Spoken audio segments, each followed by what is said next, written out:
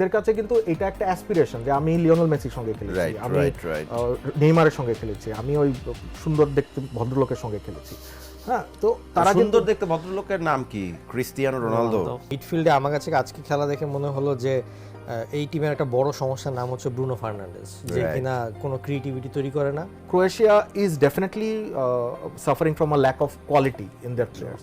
যারা আর্জেন্টিনাকে বেশি অপছন্দ করেন তাদের জন্য একটা আই ওপেনার ছিল যে আর্জেন্টিনা আসলে একটা বা দুইটা প্লেয়ার নির্ভর না। না, এটা আমি আমি আমি কিন্তু জীবনে লাস্ট ফুটবল খেলা দেখে কান্দাকাটি করছি আর্জেন্টিনার জন্য।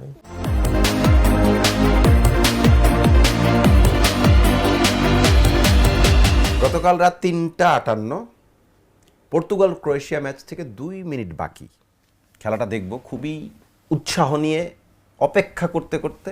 সম্ভবত ম্যাচ শুরুর 1 মিনিট আগে আমি ঘুমিয়ে পড়েছি। আমি যে ক্রোয়েশিয়া পর্তুগালের ম্যাচটা দেখি নাই, জাতি ফ্রান্স আমাকে কি মাইনে নিবে?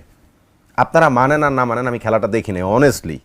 বাট যারা দেখেছে, যারা এই ম্যাচটাকে চুলচেরা বিশ্লেষণ করতে পারে, তারা আমার সাথে আছেন।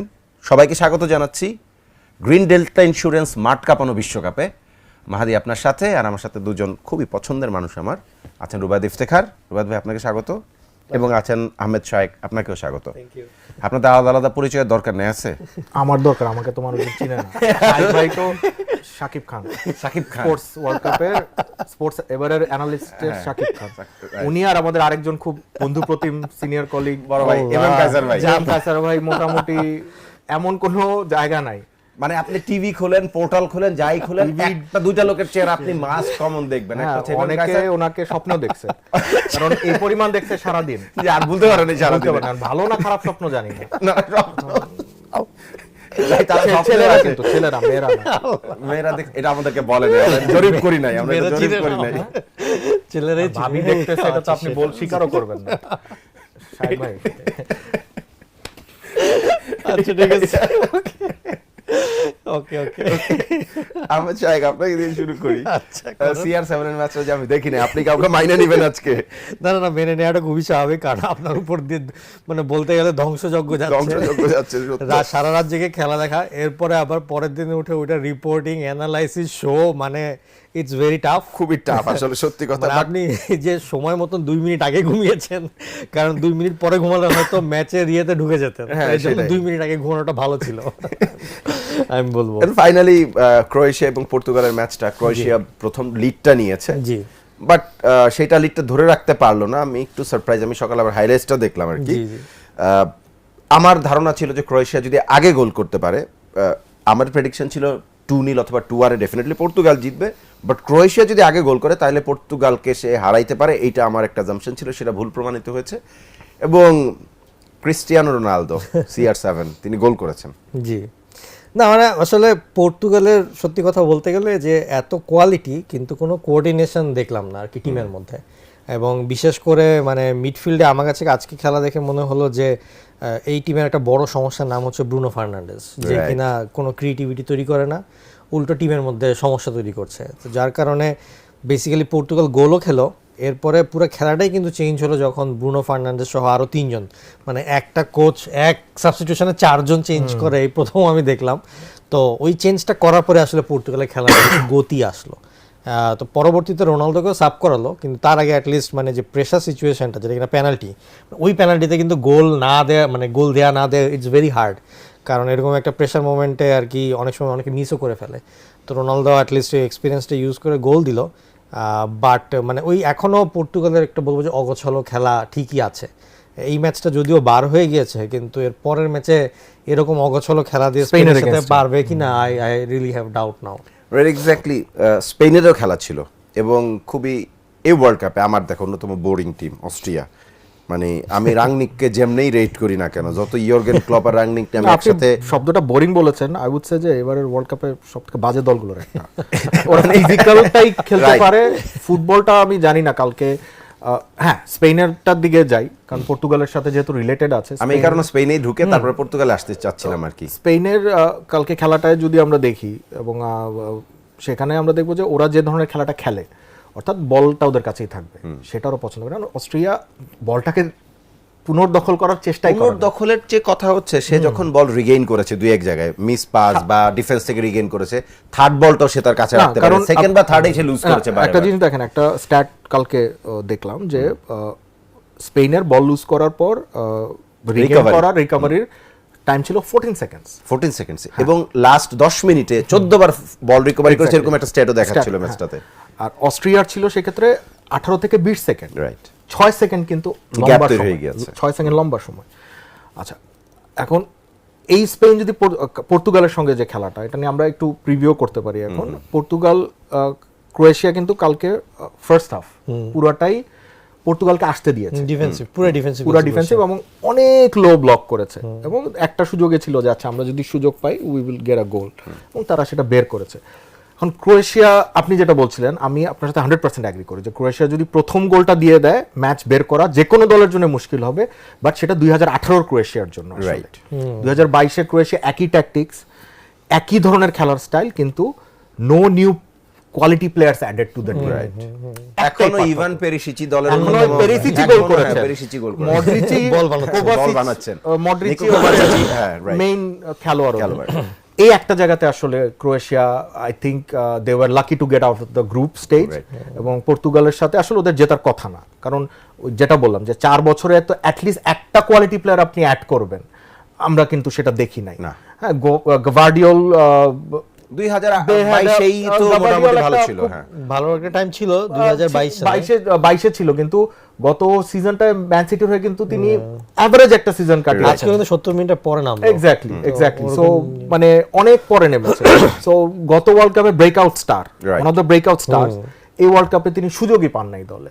হ্যাঁ, so Croatia is definitely suffering from a lack of quality in their players, এবং এটা আসলে হওয়ার কথা, কারণ ওদের ওই জেনারেশন যেটা মডরিচ, রাকিটিচ, পেরিসিচের জেনারেশনটা চলে যাচ্ছে, it's very hard to replace those. Right, exactly. এবং এই ক্রোয়েশিয়া দলটা নেক্সট ওয়ার্ল্ড কাপ কোয়ালিফাই কি করবে, আমি সেটা নিয়েও সন্দিহান, কারণ জেনারেশন গ্যাপটা তৈরি হয়েছে, এক্স্যাক্টলি, যেটা ফ্রান্সের হয় নাই আসলে। ফ্রান্স প্রচুর প্রডিউস করেছে, স্পেনও প্রডিউস করছে, ফ্রান্স তো প্রোডিউসও করে, নিয়েও আসে, নিয়ে এসে ইয়ে দিয়ে দেয়, সো Right. ওটা তো আর সমস্যা না ওদের জন্য। আমার এখন যে প্রশ্নটা হচ্ছে, আমি নাম্বার 9 যেই লোকটাকে আমি চিন্তাও করি না, যে মানে রিয়াল সোসিয়েদাদে খেলে ওয়ারসাবাল, বেসিক্যালি খেলে নাম্বার 10 পজিশনে, কখনো কখনো আমি তাকে রাইট উইং এ খেলতে দেখেছি, কিন্তু আউট এন্ড আউট নাম্বার 9, গোল করে ফেলেছেন 4টা মনে হয় ওয়ার্ল্ড কাপে, গতকালকে 2টা গোল তার, এবং এত চমৎকার পজিশন সেন্স, আমি একটু অবাকই হয়েছি তাকে দেখে। তার কোনোভাবেই নাম্বার 9 হিসেবে আমি মানতেই পারতাম না, কিন্তু খুব অদ্ভুতভাবে একাধিক গোল করেছেন। না, আচ্ছা, মানে আপনার, আমার কাছে তো কখনোই স্ট্রাইকার মনে হয় না, চেহারাও স্ট্রাইকার, চেহারার মতো স্ট্রাইকার না, অ্যাপিয়ারেন্স একটা, মানে আপনি যখন চিন্তা করেন জলাটানের মতো না, অনেকের চেহারা আছে কিন্তু তারা তো খেলোয়াড় মনে হয় না আমার, বুঝছেন? অনেক সুন্দর সুন্দর চেহারার লোকজন আছে, ঠিক আছে, বুঝতে পারছেন, ওয়ার্ল্ড কাপে খেলতে চায় না। আপনি কোন দিকে যাচ্ছেন আমি বুঝতে পারতেছি, কিন্তু ঠিক আছে, সেই গোল দেয়, চেহারাও আছে, একটু না, না, মেনে নিই আচ্ছা, আমরা, ঠিক আছে। উইঙ্গার থেকে স্ট্রাইকার হয়েছে, আচ্ছা ঠিক আছে, বুঝলাম। পেনাল্টিতে গোল দিছেন, পেনাল্টি তো একটা প্লেয়ারের জন্য নির্দিষ্ট করা আছে, উনি পেনাল্টিতে গোল মানে দিছেন, তার তার জন্য জন্য- শানে বরখেলাপ হইছে ভাই। তার জন্য পেনাল্টি বরাদ্দ আছে, কিন্তু সে পেনাল্টি মিস করে, এখন আরেকজন গোল দিয়ে দেন, আমরা কি করবো? তার তো তাদের শানের বরখেলাপ হবে ভাই, সে ওয়ার্ল্ড কাপের মতো ছোট টুর্নামেন্ট খেলতে আসছে, সরি বাদ দিয়া। বুঝে না? আচ্ছা ঠিক আছে, আপনি কি একটু ছেড়ে দেন 2 মিনিটের জন্য।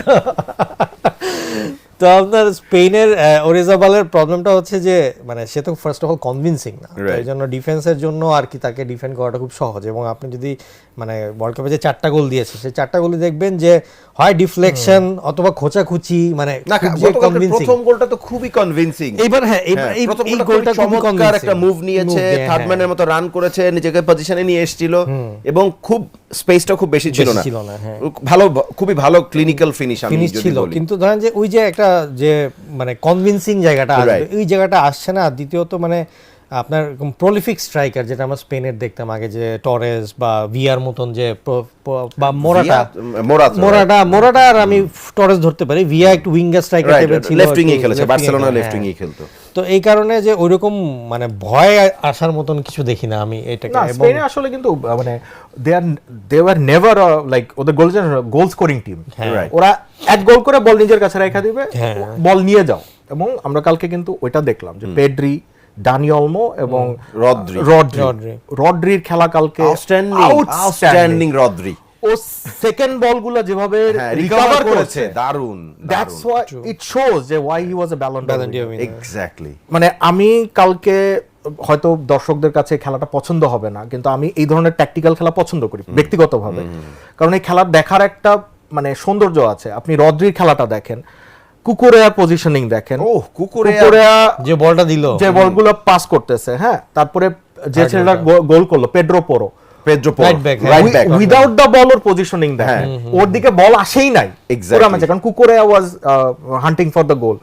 পেড্রো পোরোর পজিশনিং আপনি দেখেন, ও যতবারই ডান দিক দিয়ে উঠছে 3টা প্লেয়ার ওর সাথে নিয়ে উঠছে, রাইট রাইট। সো এবং ওই পকেটটাতে লামিনী আমাল আমরা দেখছি অপারেট করতে। আমরা সবসময় স্টারদের দেখি, ইয়ামালদের দেখি, পেদ্রিকে দেখবো, হ্যাঁ, but we never talk about the players like Rodri কিংবা পেড্রো পোরো, হ্যাঁ, যারা আপনার সাইলেন্টলি পাউ কুবার্সি, যাকে এক্স্যাক্টলি নামটা মাত্র বলতাম যে এই ওয়ার্ল্ড কাপে 19 বছর বয়সী একটা ডিফেন্ডার, ওর কালকে অস্ট্রিয়ার যে রিপ্লেসমেন্ট ইয়েটা নামলো, ওর 6 ফিট 7 ইঞ্চি লম্বা, সালিহারজিচ, ওকেও কভার করছে 6 ফিট 7 ইঞ্চি। এবারের ওয়ার্ল্ড কাপের থিবো কোতোয়ার পর second tallest player probably, if I am not mistaken, okay cover করছে। এবং একটা বল আপনার যদি আমি আমার টাইমিংটা মনে নেই, সেকেন্ড হাফের 16 সেকেন্ড ইয়ের পর পর, হাইড্রেশন ব্রেকের পর পর একটা ক্রস থেকে একটা বল আসছিল, তাহলে ওইটাও যেভাবে হেডে ক্লিয়ার করেছে, that's worth paying money for.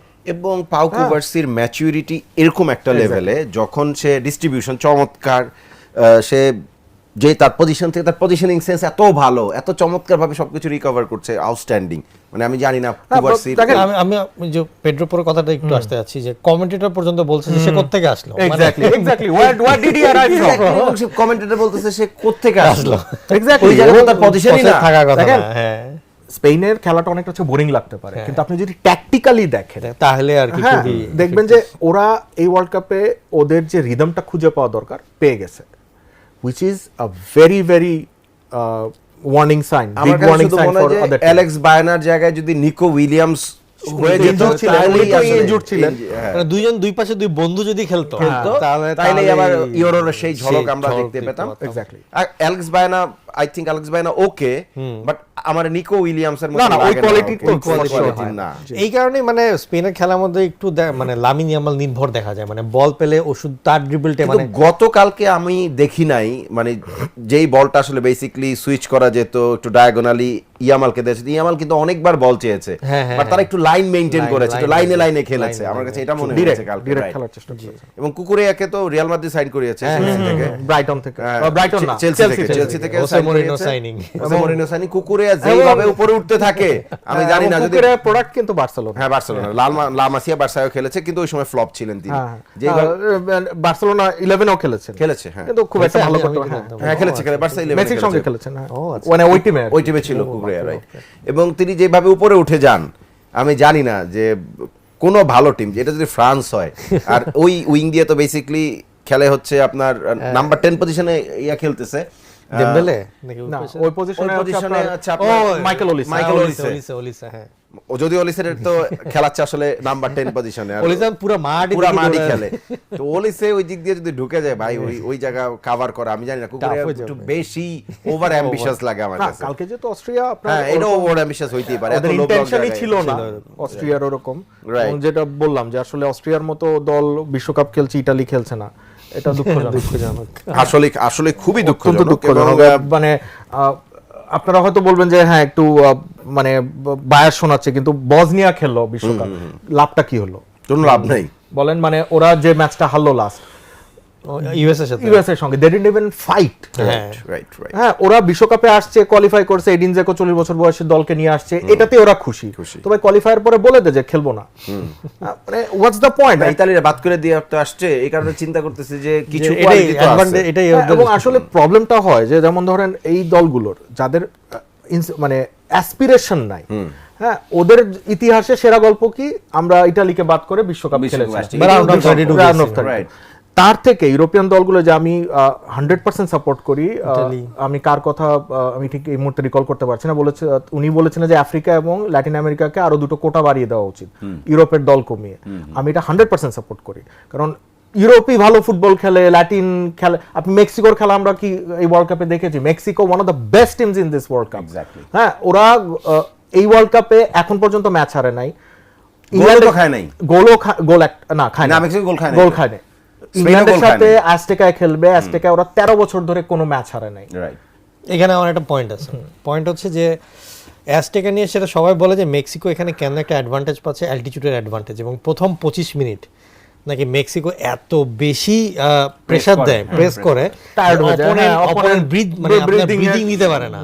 Okay Mexico থেকে বাইর করে আনতে হবে। হ্যাঁ, ওকে এবং এখন তো আসতে হবে মেক্সিকো থেকে বাইরে। না, এখন ইংল্যান্ডের খেলাটাও মেক্সিকোর সাথে পড়ে হ্যাঁ, গেছে, মেক্সিকো মেক্সিকো সিটিতে সিটি। খেলা। এই ম্যাচটা যদি মেক্সিকো পার করতে পারে তাহলে তো এরপরে চলে যাবে হচ্ছে আমেরিকাতে চলে ইউএসএ আসতে যাবে। হবে, তো হ্যাঁ। এই কারণেই মানে সবাই দেখেন- বলছে যে প্রথম 20-25 মিনিট যদি আপনি ওই ব্রিদিংটা ধরে রাখতে পারেন, এরপরে নাকি মেক্সিকো ওই এত অ্যাটাক করার পরে মেক্সিকো তখন অনেক মেক্সিকো খেয়ে হারায়। এই কারণে প্রথম গোল মানে of গোলগুলো হচ্ছে যে দেখবেন যে মেক্সিকো কিন্তু ফার্স্টের 20 মিনিটসের মধ্যে গোল, এরপরে কিন্তু ওরা সিট ব্যাক করে sit back করে লাস্টের এবং 80 মিনিট last 80 minutes। গোলগুলো দেয়। না, এখন দেখেন মানে of course it is a valid reason, কিন্তু জিনিসটা হচ্ছে আপনি যখন হোস্ট দায়িত্ব দিয়েছেন তখন হোস্ট তো একটা অ্যাডভান্টেজ থাকবেই, স্বাভাবিক। আমেরিকান আমরা খেলাগুলোতে দেখছি যে 90% সাপোর্ট আমেরিকান, আমেরিকান। ওরা বুঝতেছো না কি খেলা হচ্ছে। হ্যাঁ, ম্যাক্সিমাম ওরা হাইড্রেশন ব্রেকের জন্য ওয়েট করতেছে। না, ওরা ভাবতেছে এটা 4 কোয়ার্টারের খেলা এবং বাস্কেটবলের মতো। এবং এখন আমেরিকানদের ওদিন দেখলাম সিবিএস এ যে মাঠ থেকে বের হচ্ছে, ওদের জিজ্ঞেস করছে ফিফা ওয়ার্ল্ড কাপ বড় না সুপার বোল বড়? সুপার ওরা বোল। বলছে ওরা সুপার বোলকে বড় বলে। তারপরে বললো যে সুপার বোলের জানো দর্শক সংখ্যা কত? বলে হ্যাঁ 99 মিলিয়ন সুপার বোলের এবার লাস্ট দেখছে। তখন বলে ওয়ার্ল্ড কাপের ফাইনাল কত লোক দেখছে জানো? 6 বিলিয়ন। তো তখন ওরা বুঝতে মাথা নষ্ট হয়ে আছে গেছে, হ্যাঁ। ইয়ে তো হোয়াটএভার। আমি যে কথা বলা হচ্ছে যে হোস্ট নেশন একটা অ্যাডভান্টেজ এটা থাকবেই, স্বাভাবিক। সো বাট আমার আবারও coming back to my point যে আসলে ইউরোপের দলগুলো যে ভালো ফুটবল খেলে, আপনারা এবার মেক্সিকোর খেলা দেখেন, কঙ্গোর খেলা দেখেন, ইংল্যান্ডের এগেইনস্টে কঙ্গো যে লড়াইটা করেছে, সেনেগালের খেলা, সেনেগালের খেলা দেখেন, খুবই হ্যাঁ, দারুণ। আইভরি কোস্ট জার্মানির সঙ্গে যে হ্যাঁ, ম্যাচটা যে খেলেছিল, ম্যাচটা খেলেছে। ইকুয়েডর জার্মানির সঙ্গে যে ম্যাচটা খেলেছিল, sorry not Ivory Coast, Ecuador. Ecuador. Morocco Morocco তো তো ধরেন না, definitely মরক্কোকে এখন এখন আসলে we have to give respect, they are one of the best teams in the world. আমি 10 বেস্ট টিমের একটা ধরতেছি আর কি। আমার মতে ওর ranking ই তো মনে হয় 6 না 7 হ্যাঁ। র্যাঙ্কিং এ 6-7, কিন্তু আমি আবার ওইভাবে চিন্তা করছি না। ফিফা র্যাঙ্কিং এর সাথে আসলে In দলের general, ইন জেনারেল এই ওয়ার্ল্ড কাপে সেরা 10 দলের You একটা। have to give respect to the other teams from the other countries. Right. Ahmed Shah finally Cristiano একটা খুব ইম্পর্টেন্ট ম্যাচ ইম্পর্টেন্ট গোল করেছেন, এবং এই গোল করাটা দরকার ছিল, তিনি সেটা করেছেন, তিনি ব্যাক করেছেন। আবার ওই ম্যাচে আম ব্যাক, আবার এই ম্যাচে ডিফারেন্ট একটা ক্যারেক্টার আসে, বর্নিল ক্যারেক্টার। পর্তুগাল পরের রাউন্ডে কোয়ালিফাই করেছে, সবকিছু মিলিয়ে ব্রাজিল এবং পর্তুগাল ফ্যানরা যেহেতু একটা অ্যালাইনমেন্টে থাকে, তো তাদের ওয়ার্ল্ড কাপ জিন্দা হয়, আভি জিন্দা হয়। জিন্দা হ্যাঁ, কিন্তু কনভিনসিংলি জিন্দা হ্যাঁ বলা যাচ্ছে না যাচ্ছে পর্তুগালেরটা। না, তার ভয় কারণ থাকে। হচ্ছে যে প্রথমত আপনার এক তো কোঅর্ডিনেশন নাই, যেটা শুরুতে বলছিলাম। দ্বিতীয়ত কেন জানি মানে ক্রিয়েটিভিটির কোনো মানে আশা ভরসা কিছুই দেখছি না।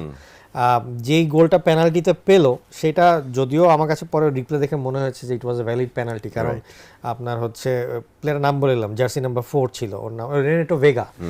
হ্যাঁ, ভেগাকে আর কি ধরার মানে ধরে আর কি টান দিছে, legit penalty, হ্যাঁ। Legit penalty.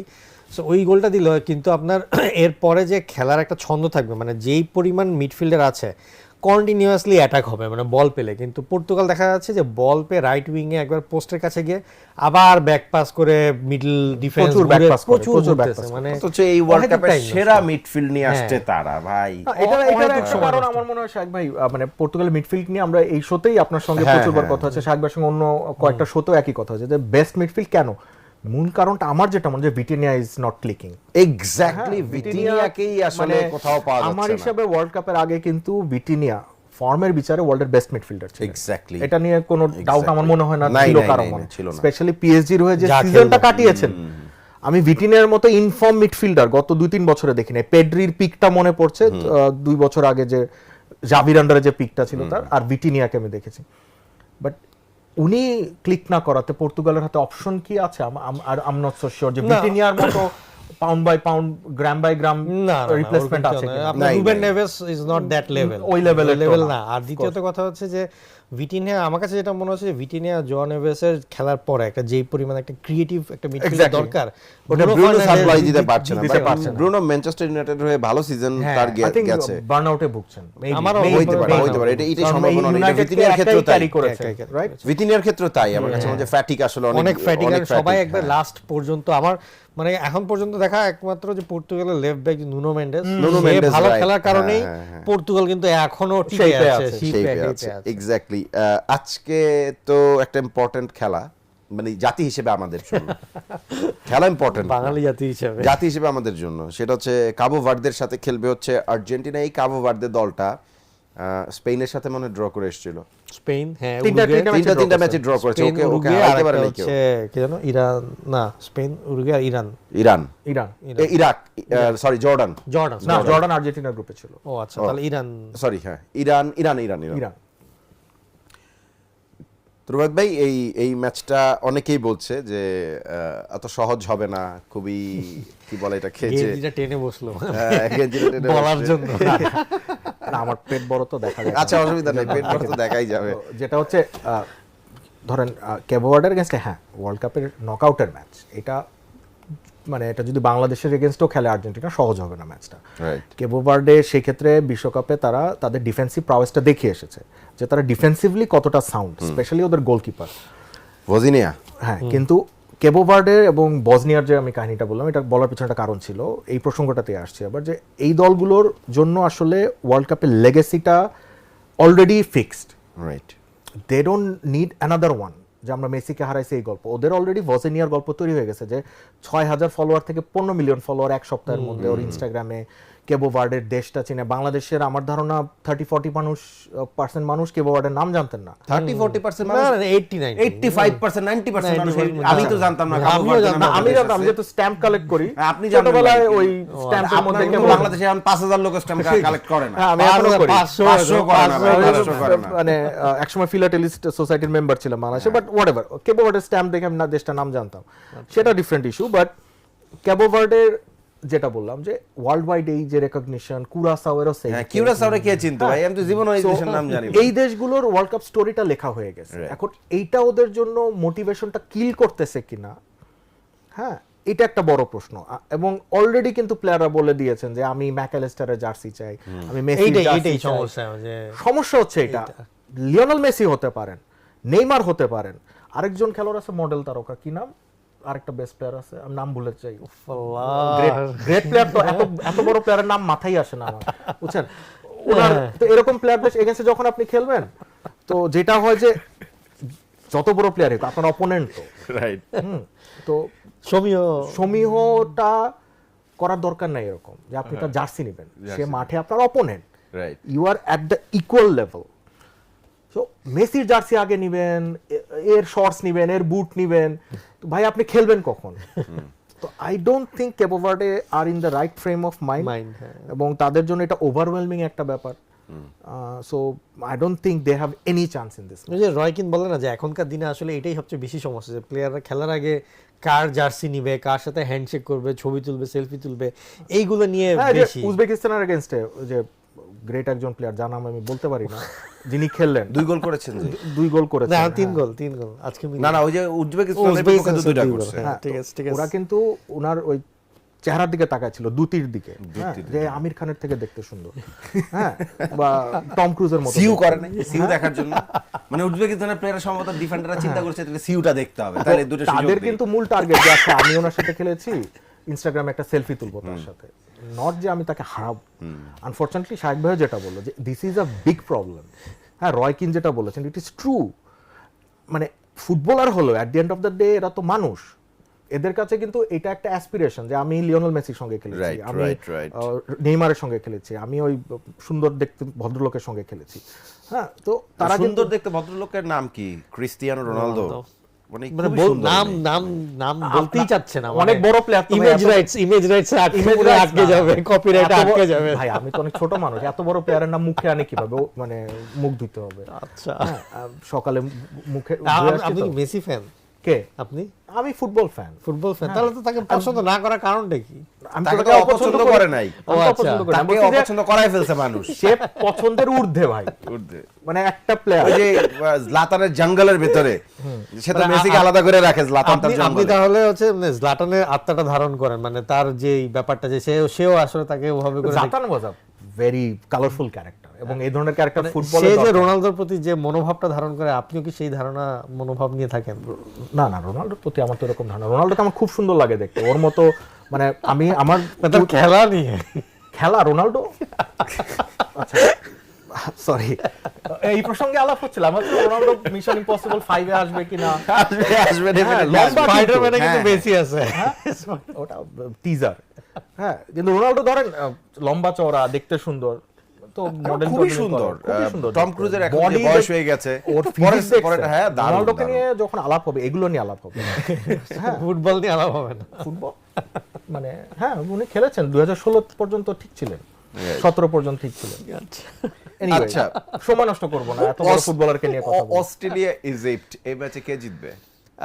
আমার কাছে যে মনে হচ্ছে যে আপনার এখানে অস্ট্রেলিয়ার একটা সম্ভাবনা আছে, তার কারণ হচ্ছে অস্ট্রেলিয়া একটু well organised as a team, এবং ওদের পারফরমেন্স মানে প্রত্যেক ওয়ার্ল্ড কাপে কিন্তু আস্তে আস্তে একটু হ্যাঁ, উপরে উপরের দিকে যাচ্ছে। এবং আগে যেটা একটা প্রবলেম ছিল যে টিম কেহিল ছাড়া ওরকম ভাবে গোল স্কোরার আর কি তারা পেতো না, পেয়ে গেছে ওরা। এখন ওই যে ইরান কুন্ডাকে পেয়ে গেছে, যে কিনা একটা ফিনিশার একটা ক্যাপাবিলিটি আছে, প্লাস মানে অস্ট্রেলিয়ার ডিফেন্সে আর কি আমি বলবো যে বেশ ধরেন লম্বা লম্বা, যে আপনার হ্যারি সুট্টার সেও তো লম্বা, প্লাস সাটন আছে, হ্যাঁ ও ভালো। ইরভিনও মিডফিল্ডে ভালো আর কি কন্ট্রোল করে। তো আমার মতে এই ওয়ার্ল্ড কাপে একটা নতুন একটা প্লেয়ার দেখলাম, ওদের আই থিঙ্ক জার্সি নাম্বার 5 পরে খেলে, বস নামে একজন প্লেয়ার রাইট উইং এ, বস নাকি জানো, মানে দুর্দান্ত ড্রিবলিং করে। অস্ট্রিয়া দলে খেলে পশ, ওই দলে খেলে বস বস। সো মনে করেন অস্ট্রেলিয়া আর অস্ট্রিয়া অস্ট্রিয়া না, যেমন এই ধরনের দলগুলো শাইক ভাই এবং মাদিয়া, আই এম শিওর যে ইউ উড অলসো এগ্রি যে দে গো আন্ডার দ্য রেডার, এবং একটা টুর্নামেন্টের একটা পর্যায়ে আসা পর্যন্ত বড় দলের এগেইনস্ট আরে এত ভালো খেলতেছে। হ্যাঁ, অস্ট্রেলিয়া একটা দল, এবং আজকে যে দলটা সকালে জিতেছে সুইজারল্যান্ড, রাইট। সুইজারল্যান্ডকে আমরা under the radar। কখনোই কিন্তু ইয়ে করে, কিন্তু ওরা কিন্তু ওরা একটা standard, হ্যাঁ, কোয়ার্টার ফাইনাল পর্যন্ত যাচ্ছে যাচ্ছেই। বছরের পর বছর। So they have a level.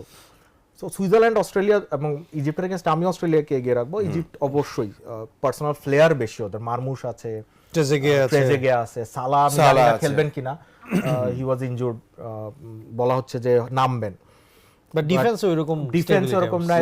নাই। অস্ট্রেলিয়ার যেরকম মানে অর্গানাইজড ফুটবল খেলে, হ্যাঁ ওইরকম ইজিপ্ট হ্যাঁ প্লেয়ারে যদি অবশ্যই বিগ প্লেয়াররা বিগ ম্যাচে খেলবেন, সবাই না, সবাই খেলেন না, সবাই ধরেন ব্যস্ত থাকেন অনেক সময়। তো কিছু কিছু বড় প্লেয়ার আছে যারা বড় ম্যাচে পারফর্ম করে। আচ্ছা হ্যাঁ, অনেকে আছে বাইরে থেকে কোচিং দেয় ফাইনালে, আবার ম্যাচের শেষ 20 মিনিট কোচিং দেয় 70 মিনিটে সাব হয়ে যাওয়ার পর। তো ওরকম বড় প্লেয়ার না, নরমাল বড় না না player। রুবাদ ভাই, এটা আপনাকে মানতে হবে যে 20 কি এটা 2016 ইউরো ফাইনাল একসাথে কমেন্ট্রি করেছি, সেই ম্যাচে তো খুব আর্লি ইনজিওর্ড হওয়ার পরে বেরিয়ে গেছে, এবং যেভাবে কোচিংটা দিয়েছে অবশ্যই আমি সেটাকে মানে একটা মানুষ বাইরে দাঁড়ায় আমি আমি আপনার সাথে 100% একমত। তার কোচিং ক্যারিয়ারটাই নেওয়া উচিত ছিল। তারপরে উনি এত বড় খেলোয়াড়, 11 বছর খেলেছেন, 3 বছর ধরে কিছুই করেন না, তারপরে উনি খেলোয়াড়। তো যাই হোক, কোচিং করা উচিত ছিল। গত 2025 সালে তো নেশনস লিগটা জিতলো, নেশনস লিগ, আচ্ছা তাহলে তো ফিনালিসিমো টুর্নামেন্ট আর কি। নেশনস লিগ আসলে তারপরে নেশনস লিগের গল্প বলাও আসলে একটা ঝামেলা। মারদেকা কাপ টুর্নামেন্ট ছিল, মারদেকা কাপ টুর্নামেন্ট ছিল। তারপরে যে ডানা গোথিয়া কাপ ছিল না, টাকা তো আছে। 90 সালে জিতে এসেছিল বাংলাদেশ ব্রাজিলকে হারিয়ে, 8 বছরের ছেলেরা ব্রাজিলের। ব্রাজিলে 8 বছরের ছেলেরা বাংলাদেশের 36 বছরের ছেলেরা খেলেছে। যাই হোক, সেটা নিয়ে বিতর্ক আছে। আমি বললাম যে ইউনাইটেড কি নেশনস লিগ না, নেশনস লিগ, দারুণ নেশনস লিগ tournament। জিতেছে, খুব দারুণ টুর্নামেন্ট, রাইট। শায়ক আর্জেন্টিনা কাবো ভার্দে প্রথম হয়তো 15-20 মিনিট বেশ ভালো ঠেকায় রাখতে ডিফেন্ড পারবে, করবে। ডিফেন্ড করবে। ওদের মানে যে জিনিসটা এই মানে এবারে ওয়ার্ল্ড কাপে তাদের নজর কেড়েছে, তারা ডিফেন্সিভ, তাদের নিজেদের ডিফেন্সিভ বক্সে খুব ভালো পাসিং করতে পারে, Right. প্রেসার দিলে পাসিং করে খুব ছোট ভালো জায়গায় পাস বের করতে বের পারে। করতে পারে। তো এইটার কারণে হচ্ছে প্রথম 15-20 মিনিট হয়তো বেশ ভালো একটা Resistance তৈরি করবে, বাট আই থিঙ্ক আজকের ম্যাচে হয়তো স্টার্ট করা হবে হুলিয়ান আলভারেজকে দিয়ে, কারণ প্রেস করতে হবে। সো ওই হুলিয়ান আলভারেজের প্রেস থেকে এক সময় ওই মেসি একটা জায়গা তৈরি করে ওই দিন শেষে আমার মতে একটা ডিফাইনিং ক্যারেক্টার আবার আজকে এই ম্যাচে মেসি এখানে একটা হয়ে যাবে। রোবট, আমার কাছে ইন্টারেস্টিং লেগেছে আগের ম্যাচটাতে আমরা দেখেছি যে প্যালাসিওসকে বেসিক্যালি রাইট ব্যাক খেলিয়েছে, মন্তিয়াল এবং মলিনা বোথ কিছুটা ইনজুরির মধ্যে আছে এবং তারা খুব বেটার শেপে নাই। এই ম্যাচে আসলে আর্জেন্টিনার একাদশটা কেমন হইতে পারে বলে আপনার মনে হয়? I think they will go back to the best 11 যেটা ওরা রেগুলার খেলায়, মানে Group এখন stage আসলে প্রথম ম্যাচে, হ্যাঁ। প্রথম এবং দ্বিতীয় ম্যাচে যেমনটা দেখেছি। আপনি তো রোমেরোকে এই ম্যাচে সম্ভবত পাওয়ার সম্ভাবনা না, কম। খেলছেন হ্যাঁ। রোমেরো কালকে মোটামুটি প্র্যাকটিস করেছেন এবং দলের সাথে। রোমেরো না খেললে হয়তো ওটামেন্ডি বা সেনেসি খেলবেন। সেনেসি কেমন লাস্ট ম্যাচে? সেনেসি কেমন? একদম খারাপ লাগে না, না। Senesi is better. আমরা হ্যাঁ, তোর এই ইংলিশ পুরা- প্রিমিয়ার লিগেও পুরা দেখেছি ওর ভালো করেছে। সিজনটা। হি ইজ হার্ডার এবং ফাস্টার দেন ওটামেন্ডি খুব রাফ, কিন্তু বয়স হয়ে গেছে, একটু একটু slow slow করার সম্ভাবনা on অনেক his বেশি, feet। আর প্রচুর মানে 4,500 মিনিট বা অলমোস্ট 4,500 মিনিট খেলে এসছে। হ্যাঁ, যে বেনিফিকার হয়ে পুরা season হেরা গ্রুয়েলিং সিজন। ওটামেন্ডি হয়তো ক্যাবো ভার্ডের এগেইনস্টে উতরে যাবেন, বাট পরবর্তী ম্যাচে আমি নট সো শিওর ওকে খেলানো হবে না। আর ক্যাবো ভার্ডের আর্জেন্টিনার যেটা কালকের ম্যাচে ওদের যেটা করার কথা এবং যেটা করে ওরা, যে they would concentrate on their planning rather than what the opponent is doing. কারণ ক্যাবো ভার্ডে অফকোর্স সারপ্রাইজ দেওয়ার চেষ্টা করবে এবং এই ম্যাচে, এই ধরনের ম্যাচে যেগুলোতে আসলে এত বেশি পার্থক্য, এগুলোতে অ্যাক্সিডেন্ট হওয়ার চান্স অনেক বেশি থাকে। বাট ক্যাবো ভার্ডে ওই যে জিনিসটা বললাম যে ওই গ্লিটস ফ্যাক্টরটা বা যে ওয়াও ফ্যাক্টরটা যদি কাটিয়ে উঠতে পারে, they can create some problems for Argentina. হ্যাঁ, ওই যে যেটা শাক ভাই বলে নাই 100% অ্যাগ্রি, যে 25 মিনিট প্রেস করে যে একটা গোল বের করে নিতে পারে এবং এরপরে যদি ওরা ওয়াল তৈরি করে ফেলে, পাস পার্ক করে ফেলে, ম্যাচ বের করা, আমি বলছি না পারবে না, it would be a difficult task. Right. Ahmed শাহেক 4-4-2, মানে এই মুহূর্তে লিওনেল স্কালোনির যেই রিসোর্স, তাতে আমি খুব কমই দেখি যে মানে ডিফারেন্ট কিছু করার। উনি খুব ক্লাসিক 4-4-2তেই যায়। এই ম্যাচেও কি এরকমই দেখবো নাকি 4-3-3 হইতে পারে? সম্ভাবনা আছে হয়তো 4-3-3ও হতে পারে। তার কারণটা হচ্ছে যে হয়তো হুলিয়ান আলভারেজ আর লাউটারো মার্টিনেজ দুজনকে নামিয়ে দিতে পারে। তার কারণটা হচ্ছে যে আপনার ওই যে যেটা বললাম, যে যেহেতু আগের থেকেই জানে যে কাবো ভার্ডে একটা লো ব্লক করবে, তো সেই ক্ষেত্রে আপনার মিডফিল্ডে অত বেশি পেরেশানি হবে না, যার কারণে এক্সট্রা আর একটা দরকার নাই। ওই ক্ষেত্রে 4-3-3 খেলিয়ে যে মেসিকে আর কি নাম্বার 10 মানে একটু পিছনে মাঝে একটু পিছনে খেলবে, যাতে মেসি দূর থেকে শট বা দুইজনকে একটা ডিফেন্স পাস। হ্যাঁ, তো আমার মতে এই ম্যাচে হয়তো 4-3-3 যেতে পারে। মানে যদি এরকম হতো যে অপোনেন্ট ডিফেন্সিভ খেলবে নাকি স্ট্রাইকিং খেলবে, এটা যদি কনফিউশন থাকতো তাহলে সে 4-4-2 দিয়ে শুরু করতো। কিন্তু আগে থেকেই জানে যে এই টিম তো এইভাবেই খেলবে, মানে এটাই ওদের স্ট্রেংথ। সো আই থিঙ্ক আজকে হয়তো 4-3-3 দুইজন স্ট্রাইকারকে নামায় লাউটারো আর হুলিয়ান আলভারেজ দুজনে বলবে মাঠটা বড় করে থাকো, জায়গায় যেতে থাকো। So I think this will be mostly the way to go forward. আলমাদার খেলার অবস্থা নিয়ে আমি প্রশ্ন তুলতেছিলাম, প্রত্যেকটা ম্যাচেই তুলেছি। লাস্ট ম্যাচ অবশ্য যিনি চেঞ্জে নেওয়ার পরে আলমাদা কিছুটা মোমেন্ট ক্রিয়েট করতে পেরেছেন, বাট বড় ম্যাচগুলোতে এই লেফট উইং বার্সেলোনার জন্য একটা বড় ঝামেলা তৈরি করবে বলে আমার মনে হয়। আপনার কি মনে হয়? আলমাদা এখন পর্যন্ত আমার কাছে আপ টু দ্য মার্ক মনে হয় নাই, এবং দেখেন ওর খেলাটা আরো বেশি চোখে পড়ছে কারণ উনি যাকে রিপ্লেস করেছেন, Angel Di Maria, one of the greatest ever Argentine footballer এবং ওয়ার্ল্ড ফুটবলেরও গ্রেটেস্ট এভার, এবং সবথেকে আন্ডাররেটেড ফুটবলার। রিয়াল মাদ্রিদও বেচারা তার প্রপার রেসপেক্ট পান নাই, পিএসজি তো পান নাই, আর্জেন্টিনা টিমেও পান নাই। বাট এখন দেখেন ডি মারিয়াকে তো রিপ্লেস করা রাতারাতি সম্ভব না, একটা টুর্নামেন্টও সম্ভব না।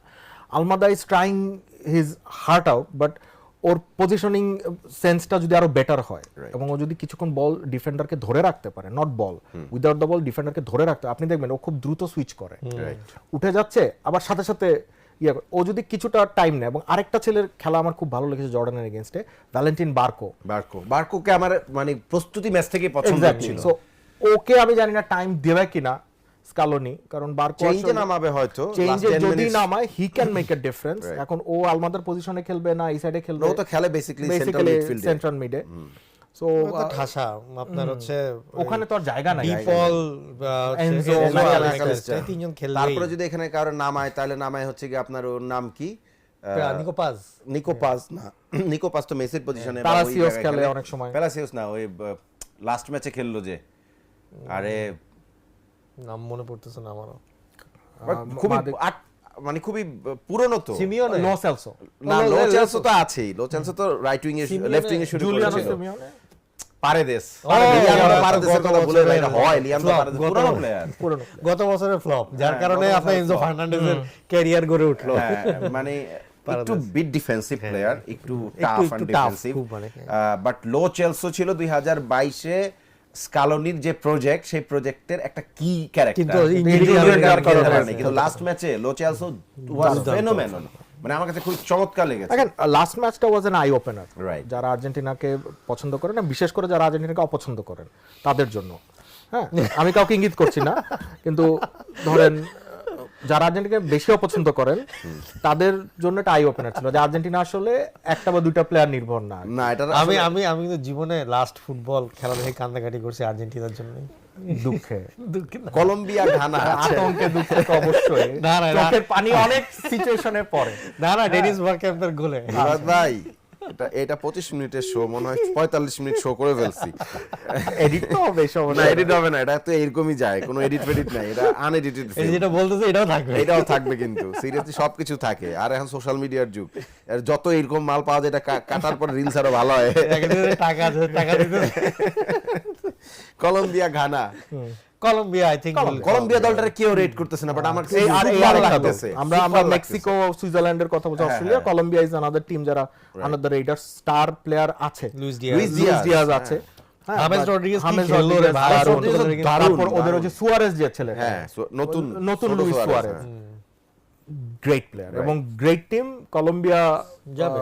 অনেক দূর যাবে, ঘানার সাথে তো জিতবে, হ্যাঁ ঘানার সাথে জিতবে। তার মানে হচ্ছে আমাদের 3টা ম্যাচ, অস্ট্রেলিয়া, ইজিপ্ট, আমার দুই আলোচকই বলেছেন অস্ট্রেলিয়া, আর্জেন্টিনা, কেবো ভার্দে, দুজনেই আর্জেন্টিনা, কেবো ভার্দে না কেউ, না Okay. আরে দুটা team দিস ইজ নকআউট, ওদের দিস সিরিয়াস দুইটা গেম। ওদের দুইটা টিম নিয়ে আসতে হবে, 22 জন প্লেয়ার। 22 জন খেলতে হবে। ঘানার মধ্যে এটা যারা আশা করছেন যে আর্জেন্টিনা হারবেন, হ্যাঁ, তো তাদের সেই আশা, কষ্ট হবে। আমি শুধু শকুনের দোয়া কখনো গরু মরবে না। আমি আশা করতেছি যে বাংলাদেশে একটু মানে অনেক দিন ধরে একটু জমজমাট আবার মারামারি হচ্ছে না, তো আমি চাই যে সেমিফাইনালটা আর্জেন্টিনা ব্রাজিল না হোক। ভাই, এই ম্যাচটা না, আমি চাই, ওই ওই ম্যাচটা ম্যাচটা না, বাংলাদেশের এটা জন্য আমি একটা কখনোই চাই রক্তক্ষয়ী না। ম্যাচ হয়ে যেতে পারে। এটাই তো আমি চাই এগুলো একটু দেখতে চাই, এগুলো কন্টেন্ট হোক একটু।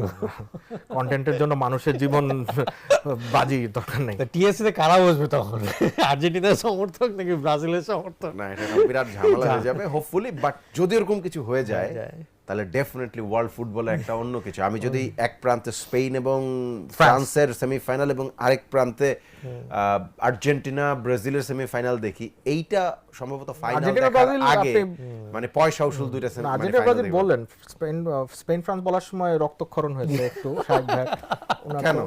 এই বাস্তবতা তো মানতে ফ্রান্স আর হবে। পর্তুগাল আর কি। মানে বললে উনি খুশি ফ্রান্স হতেন। পর্তুগাল, ফ্রান্স পর্তুগাল একটা ভালো খেলা হলো। এই যে ফ্রান্স পর্তুগাল ভালো খেলা এটা হবে না, এটা হবে না, যেটা আচ্ছা হওয়ার না আচ্ছা, সেটা এই হবে। সেটআপে যেহেতু আপনাদের দুজনের পেলাম, একটা কোশ্চেন করি যেটা আমার মাথায় এই জাস্ট কয়েকদিন ধরে ঘুরতেছে, এবং এই জিনিসটা আই থিঙ্ক সেটআপে সবচেয়ে ভালো কোশ্চেন।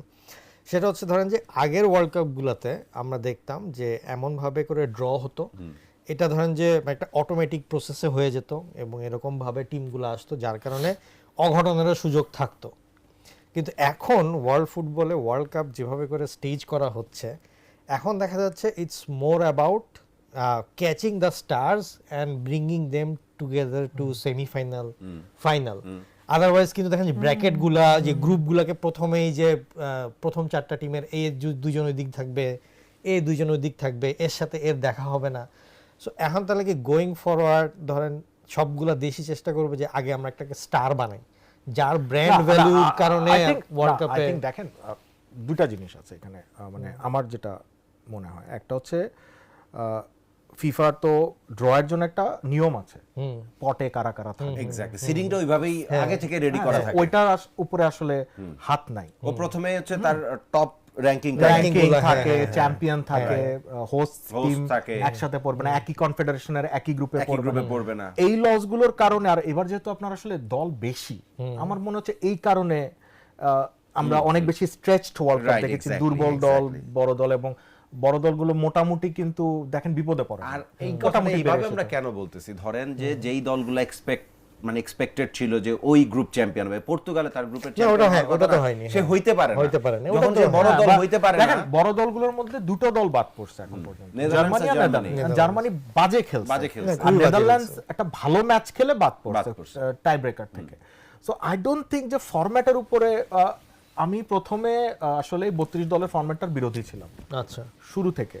আচ্ছা, এটা যখন শুরু হলো না, 32 দল বলতেছি, ও, sorry, 48 48 দল। এটা আমি বিরোধী ছিলাম যে আচ্ছা কিছু খারাপ দল চলে আসবে, খারাপ ম্যাচ হবে, কিন্তু ওয়ার্ল্ড কাপের গ্রুপ স্টেজটা দেখার পর আমার আসলে মাইন্ড চেঞ্জ হয়েছে। I am starting to like this format. মানে 48 দলের ফরম্যাটে যেটা হয়েছে, এক আমার মতো যারা ফুটবল বাফ তারা অনেক বেশি খেলা দেখতে পেরেছে অনেকগুলো দলের। আমি আসলে হয়তো কুরাসাওয়ের খেলা কখনো নিজে দেখতাম না, না, না, হ্যাঁ। কেবো ভার্ডে, ইরান, কঙ্গোর ইরাক, খেলা কে জর্ডানের দেখতে খেলা, বসতো? কঙ্গোর খেলা আমরা হয়তো কেউই দেখতাম না, কিন্তু এই কারণে আমি এই দলগুলোর খেলা দেখতে পেরেছি। এক, দুই নম্বর হচ্ছে আমরা অনেক বেশি কিন্তু ক্যালকুলেশন চলে এসেছে 13 কে হবে এটা নিয়ে। রিমেম্বার যে 12টা করে খেলা, 12টা দলের খেলা 2 দিনে, রাইট, 6টা ম্যাচ এবং this was I think brilliant. মানে একই টাইমে খেলা শুরু করা, কেউ যেন অ্যাডভান্টেজ না নিতে পারে। সো এই জিনিসটা আমার পছন্দ হয়েছে এবং it created a bit more excitement for the tournament. আমার মনে হয় এটা পার্সোনালি, আমি জানি না whether you two would agree or not. আমার জন্য এটা খুবই মানে সবকিছু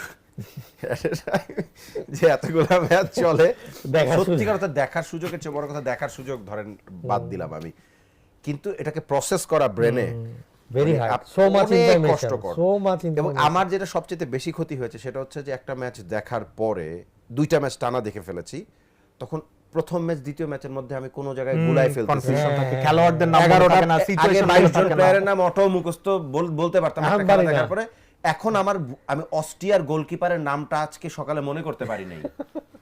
খুব স্বাভাবিক। এই যে এখন একটু আগে আমরা আর্জেন্টিনার পারেদেসের নাম পারেদেসের কথা মনে করতে এত কষ্ট হইলো, জান বেড়ে এটা গেল। আসলে আমরা যারা কাজ করি মিডিয়াতে তাদের জন্য একটু সমস্যা যে এত তথ্য প্রসেস করা মুশকিল। 4টা ম্যাচ 6টা ম্যাচও হয়েছে একদিনে, so it's very difficult. But ফ্যানদের জন্য as a genuine football fan it is a festival, কারণ সারা রাত ফুটবল খেলা দেখে কাটাবো, এর থেকে বড় মানে আনন্দের কিছু আর কি তারপর হতে পারে। অফিসে অনেক মিমস শেয়ার হচ্ছে, হ্যাঁ, যে একটু যদি সন্ধ্যাবেলায় বা দুপুরবেলায় খেলাটা শুরু হতো, তো হ্যাঁ রাইট। ইনশাআল্লাহ নেক্সট ওয়ার্ল্ড কাপ বা তারপরে ওয়ার্ল্ড কাপ। এরপরে ওয়ার্ল্ড কাপ তো যাচ্ছে স্পেন, মরক্কো আর হচ্ছে পর্তুগাল।